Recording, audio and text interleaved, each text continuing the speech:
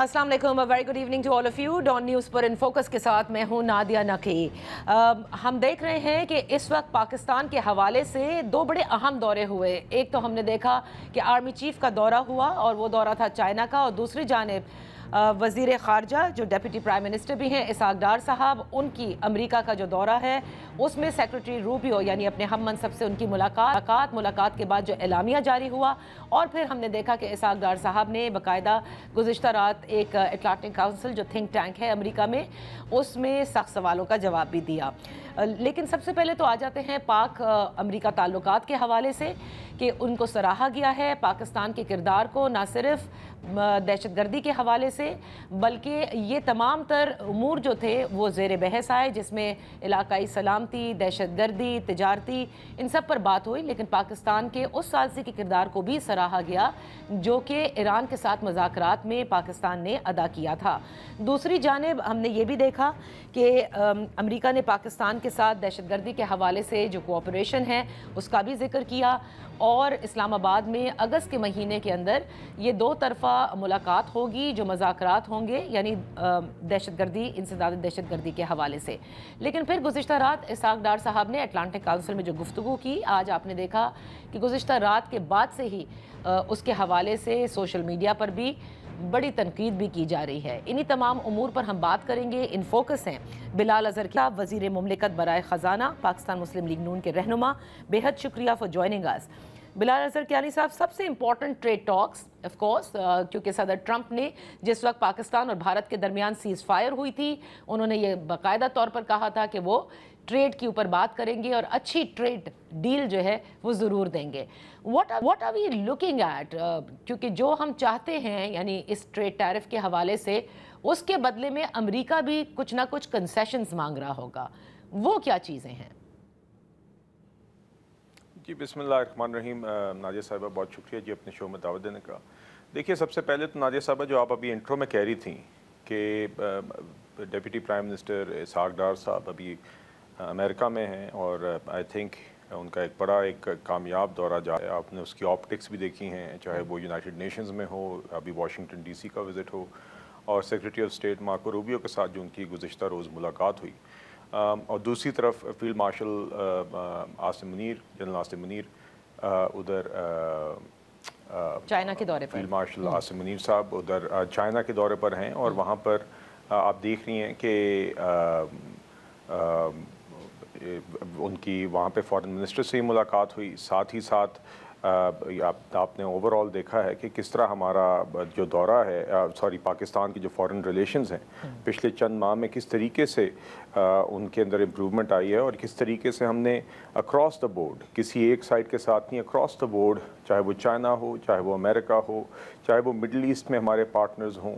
चाहे वो even Russia हो, अक्रॉस द बोर्ड हमने देखा है कि सऊदी अरेबिया, यूएई, ईरान, हमने इन सारे ताल्लुकात को मज़ीद मुस्तहकम एट द सेम टाइम किया है। और जंग जो हम जीते, अल्हम्दुलिल्लाह अल्लाह ताला ने हमें फ़तह दी, उसके बाद भी और उसके दौरान भी हमारा जो एक फ़ॉरेन पॉलिसी का एक स्टांस रहा, और उसके बाद जो हमने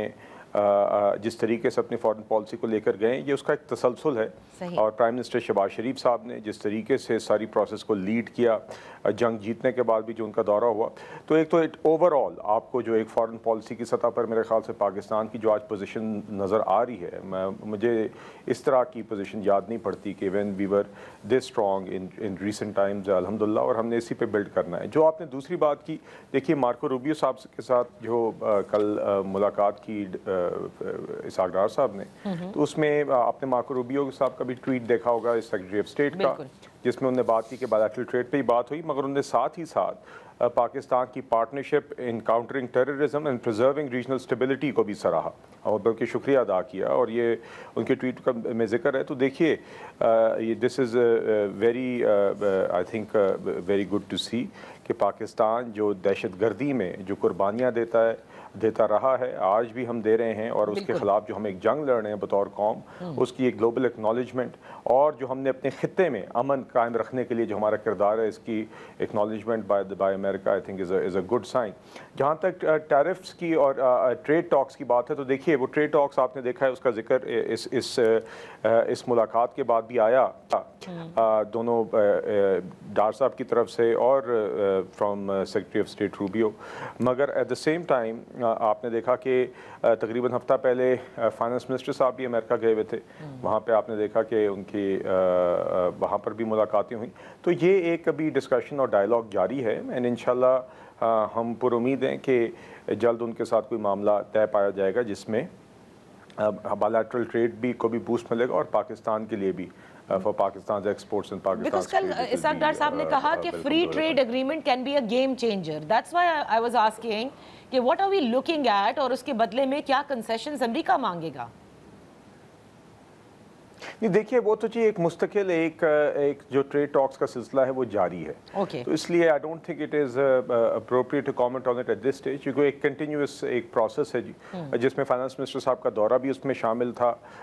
یہ ڈار صاحب کی ملاقات بھی شامل تھی, but otherwise at a working level بھی ایک مستقل ایک ٹو اینڈ فرو جاری ہے. تو but I think we are hopeful کہ those negotiations will conclude soon اور انشاءاللہ اس میں یقیناً پاکستان کی معیشت کے لیے بہتری ہوگی. اور میرے خیال سے جی وی آر ہوپنگ کہ دیٹ ول کنکلوڈ سون, اور جیسے ہی کنکلوڈ ہوگا تو اس کی ڈیٹیلز جو ہیں وہ سامنے آ جائیں گی. ٹھیک ہے, یہ آپ نے بالکل درست فرمایا اور آپ نے جس طرح سے پہلے تفصیل سے بتایا کہ جو پاکستان کا اس وقت تشخص ہے especially after India Pakistan conflict, جو جس طرح سے پاکستان نے اس جنگ کو جیتا اور اس کے بعد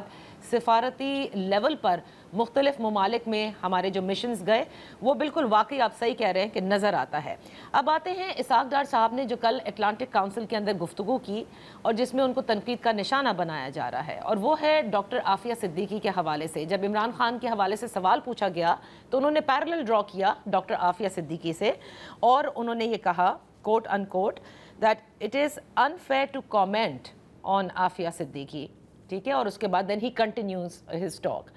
So میں آپ سے یہ جاننا چاہتی ہوں کیا حکومت پاکستان نے عافیہ صدیقی کے حوالے سے اپنا موقف تبدیل کیا ہے؟ نہیں دیکھیے جی کوئی کسی قسم کی موقف میں تبدیلی نہیں ہے. بنیادی بات میرے خیال سے ان دا لارجر کانٹیکسٹ جو وہاں پر ڈار صاحب نے کہی وہ یہ ہے کہ دیکھیے ہمارے ہاں بھی ایک جوڈیشل پروسیسز ہیں, کیونکہ سوال آیا تھا 1/9 میں کے جرائم کے حوالے سے اور گرفتاریوں کے حوالے سے. تو ہم نے یہی کہا کہ دیکھیے جی ہمارے ہاں ڈیو پروسیس ایک ہمارے ہاں بھی کورٹس ہیں, ڈیو پروسیس ہے. 9 مئی کے جو جرائم ہیں جو کرائمز اگینسٹ دا اسٹیٹ ہیں تو وہ بھی وہاں ہمارے ہاں وہ ایک جوڈیشل پروسیس کے نتیجے میں ہی جس کی نے جرم کیا ہوتا ہے اس کو سزا ہوتی ہے اور جو بے گناہ ہوتا ہے اس کو رہا یا فری کر دیا جاتا ہے یا کوئٹ کر دیا جاتا ہے. تو آئی تھنک یہ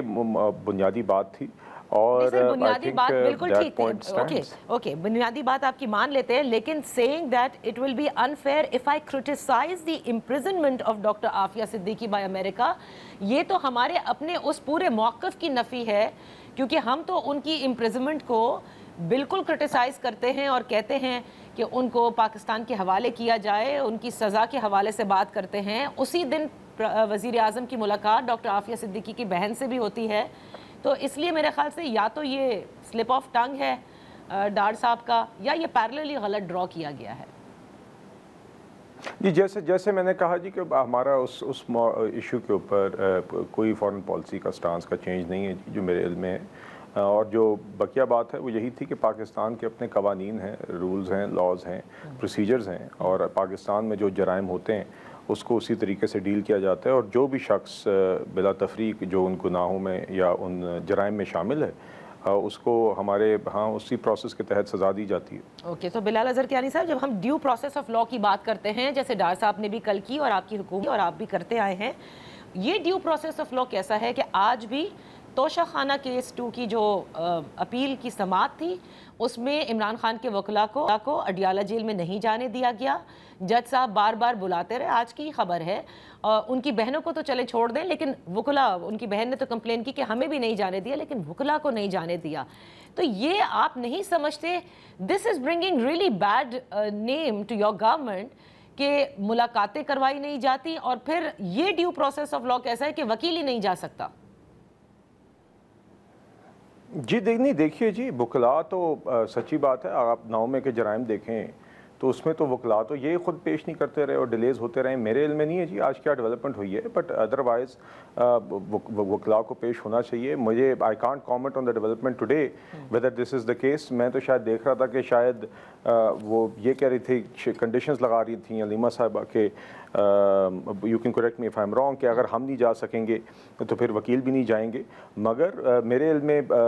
کیا I will have to ascertain those facts, مگر بنیادی بات یہ ہے نادیہ صاحبہ،